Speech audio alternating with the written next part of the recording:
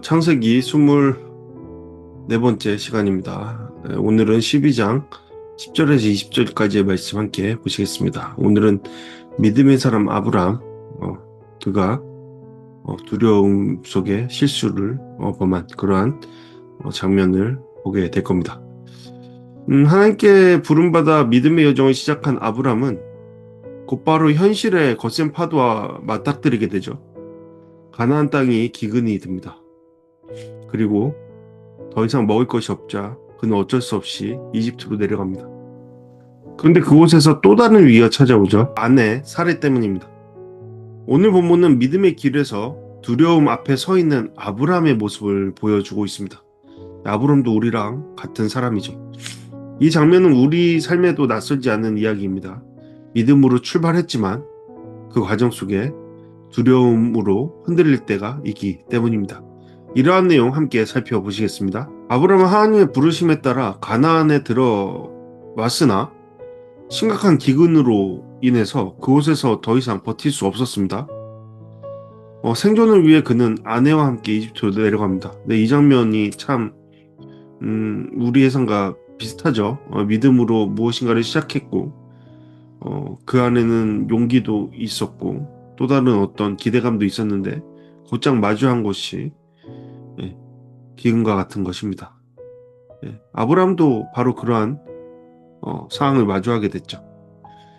성경은 그의 선택을 비난하거나 지지하지 않습니다. 아브람이 기근을 맞게 되고 이집트로 내려가는 그 상황 말이죠. 다만 이 사건은 믿음의 길이라 해서 곧바로 평탄한 삶이 보장되지 않는다라는 것을 보여주고 있는 것이죠. 오히려 하나님의 약속을 붙든 사람에게도 현실의 어려움은 찾아온다라는 것을 우리에게 보여주고 있는 겁니다. 이집트에 들어가기 전 아브람은 아내 사레의 아름다움을 떠올리면서 두려움에 사로잡힙니다. 앞서서 가나안에 있었던 심각한 기근으로 인해 큰 두려움에 빠졌던 아브람이 이제는 아내 사레로 인해 두려움에 사로잡힙니다. 이집트 사람들이 자신을 죽이고 아내를 빼앗을 것을 걱정했던 것이죠. 그래서 아브람은 사레에게 여동생이라고 하라라고 부탁합니다. 두려움은 아브람으로 하여금 하나님의 약속보다 인간적인 계책을 더 신뢰하게 만들었던 것이죠. 그의 계책은 결국 거짓이었습니다. 그리고 아내를 위험에 빠뜨리는 선택이었습니다. 여기에서는 아브람이 이런저런 핑계를 댈 수 있는 상황이었겠지만 그럼에도 불구하고 아브람의 선택은 오롯이 자기 자신만을 자기 중심적인 사고 속에서 펼쳐진 어떠한 선택이라고 우리는 생각할 수밖에 없습니다. 아브람의 예상이 맞는 것 같아 보였습니다. 아브람의 예상대로 이집트 사람들과 바로의 신하들은 사레의 아름다움을 칭찬합니다. 그리고 사레를 바로의 왕궁으로 데려가죠. 이 과정 속에 사레는 침묵했고 힘없이 끌려가야 했습니다. 아브람은 그런 아내를 지키지 못했을 뿐만 아니라 그녀를 다른 남자의 손에 맡기게 된 셈이죠. 네, 옛날이라 가능했던 일일까요? 저는 그렇지 않다라고 생각합니다. 그 대가로 아브람은 많은 가축과 종들을 얻었지만 그것은 결코 하나님의 복이라고 볼 수 없었습니다. 그것이 아니라 아내를 희생한 대가였죠. 그러니까 아내를 통해서 마치 물물교환하듯이 그러한 가축과 종들을 얻었다라는 것을 알게 됩니다. 생존을 위한 계책이 하나님의 언약을 위태롭게 만들었던 것이죠. 왜 그렇죠? 하나님께서 약속하시기를 사례를 통한 자손을 통해 아브라함의 자손의 확장을 씨의 확장을 말씀하셨고 큰 민족을 이룰 것이다. 그 이름을 창대하게 할 것이다 라고 말씀하셨기 때문입니다. 그러니 실상 아브라함의 이러한 선택, 사례를 내어주는 선택은 하나님의 언약과 상관없이 살겠다. 나 지금 힘드니까 하나님의 언약을 기억하지 않겠다.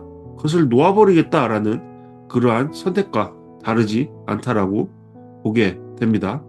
그러니까 이 순간만큼은 아브라함은 앞서서 하나님을 신뢰하고 선택했던 그러한 모습이 전혀 보이지 않는 것이죠. 이러한 상황 속에 하나님은 침묵하지 않으시죠. 바로와 그의 집에 재앙을 내리십니다. 그리고 사례를 지키십니다. 하나님은 언약을 지키시죠. 하나님은 언약의 씨를 낳을 여인을 보호하시며 인간의 부족한 선택에도 불구하고 약속의 길을 꺾이지 않게 하십니다. 은혜를 베풀어 주신 것이죠. 이 사건은 훗날 출애굽 사건을 미리 보여주는 장면처럼 보이기도 하죠. 이집트의 재앙이 임하고 하나님의 백성이 그곳에서 나오게 되는 모형과 같습니다. 이곳에서의 하나님의 침묵하지 않으심만이 하나님의 언약을 올바로 이어갈 수 있도록 하는 능력이 되었습니다. 바로는 아마 생각했겠죠. 도대체 왜 이런 일들이, 이런 재앙들이 갑자기 우리 나라에, 나에게 임하는 것인가? 그러면서 사태 파악을 했고 원인을 찾았을 겁니다. 그래서 그 원인이 바로 자신이 살해를 취한 것에 있음을 확인하게 되었을 겁니다. 그래서 바로는 아브람을 불러 책망합니다. 왜 아내라고 말하지 않았느냐? 바로의 이러한 질문은 마치 하나님이 아담에게 내가 어찌하여 이렇게 하였느냐라고 물으신 것과 비슷하죠. 선택받은 아브람이 도리어 이방 왕의 도덕적 책망을 받는 수치스러운 상황에 놓이게 된 겁니다. 왜 그렇죠? 그가 하나님의 언약을 받고도 그 언약으로 살아가지 않았기 때문이죠.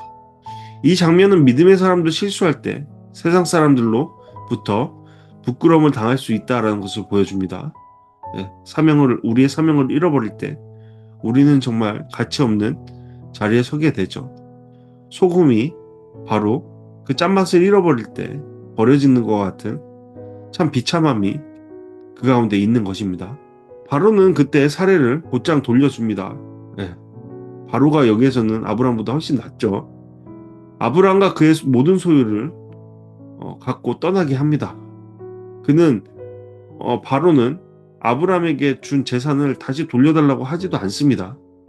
이로 인해 아브람은 물질적으로는 풍성해졌을 겁니다. 하지만 이 과정 속에서 그는 영적으로는 부끄러움과 아픔을 안고 이집트를 떠나야만 했습니다.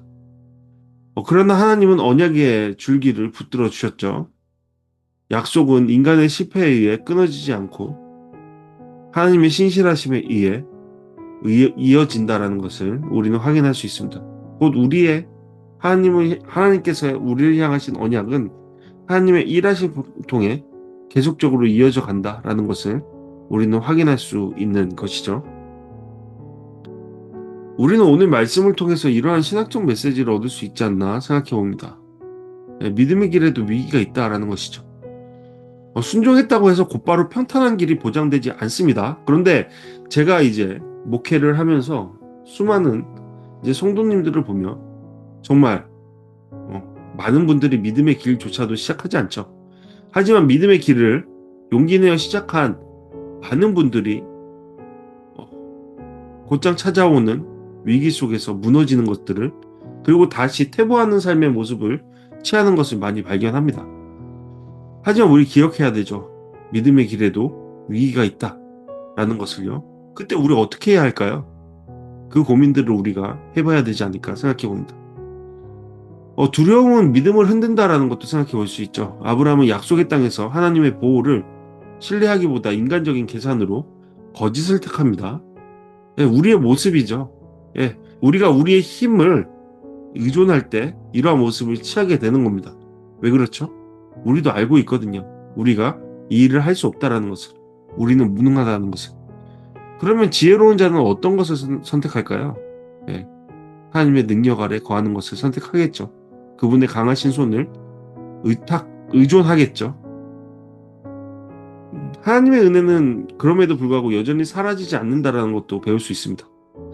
아브라함의 실수에도 불구하고 하나님은 사례를 지키셨죠. 아브라함도 지키셨습니다. 그리고 하나님의 언약도 지키셨습니다. 하나님의 언약의 약속은 인간의 부족함에도 불구하고 하나님의 신실하심을 통해 이어진다라는 것을 보게 되는 것이죠. 이런 말을 했다고 해서 우리는 무책임하게 가만히 있어야 하나요? 그렇지 않습니다. 앞서서 이야기했던 것처럼 아브라함은 믿음의 걸음을 통해 순종을 통해 더한 믿음을 갖게 되었고 더욱더 믿음의 자리로 나아갈 수 있었습니다. 최근에 요한복음 말씀에서도 그러한 내용을 우리는 살펴볼 수 있죠. 마지막으로 믿음의 사람도 넘어질 수 있다 우리는 생각해 볼 수 있습니다. 우리 부족하죠. 믿음의 사람도 부족합니다. 그러나 그 실수 속에서도 하나님은 역사를 주관하시고 다시 세워가신다라는 것을 우리는 기억해야 합니다. 믿음의 사람도 넘어질 수 있습니다. 하지만 그 넘어짐 속에 배울 수 있어야 하는 것이죠. 계속 넘어지다 보면 결국에는 그 안에 머무르게 되고 아무것도 결국에는 안 하며 시간 낭비만 하는 꼴로 우리는 놓이게 됩니다. 그것을 경계해야 할 것입니다. 오늘 말씀을 통해서 우리 함께 묵상과 적용하는 시간 갖도록 하겠습니다. 첫 번째로 믿음의 길에서도 현실의 어려움을 만날 때 나는 어떤 선택을 하는가 생각해 볼 수 있겠죠. 우리도 위기 앞에 하나님을 신뢰하기보다 인간적인 방법을 의지할 때가 많습니다. 그런 것들에 대해서 경계해야겠죠. 두 번째로 두려움 때문에 거짓을 선택한 적은 없는가 생각해 봐야 합니다. 우리 거짓 참 쉽죠. 저도 알면서도 그냥 속아주는 경우 참 많습니다. 하지만 그러한 거짓이 결국에는 자신을 덮게 된다라는 것을, 넘어지게 한다는 것을, 실망스럽게 한다는 것을 생각해야 할 겁니다. 저 또한 마찬가지고요. 두려움은 우리로 하여금 신뢰 대신 자기 방어를 선택하게 하죠. 회피하게 하고 문제 앞에 서지 못하게 하고 문제를 들고 해결의 자리로 나아가지 못하게 합니다. 그래서 머무르게 하고 결국 부패하게 만들어버리죠. 그 결과 언제나 더 큰 문제를 낳는 것이죠. 오늘 말씀이 바로 그러한 장면을 보여줬죠. 마지막으로 하나님의 신실하심을 믿고 있는가? 저는 이 질문이 가장 중요하다라고 생각합니다. 여러분, 하나님의 신실하심을 믿고 있습니까? 나의 실패 속에서도 하나님의 붙들어 주시는 경험을 우리는 또한 하고 있습니까? 그 과정 속에 또한 하나님의 신실하심을 믿게 됩니까? 우리의 부족한 실수에도 불구하고 하나님은 여전히 약속을 지키시는 분입니다. 이 은혜가 우리를 다시 일어서게 하는 것이죠. 우리가 해야 될 것은 무엇입니까? 은혜를 붙드는 겁니다. 두려운 상황이 와도 우리의 힘이 아닌 주님의 능력을 붙드는 겁니다.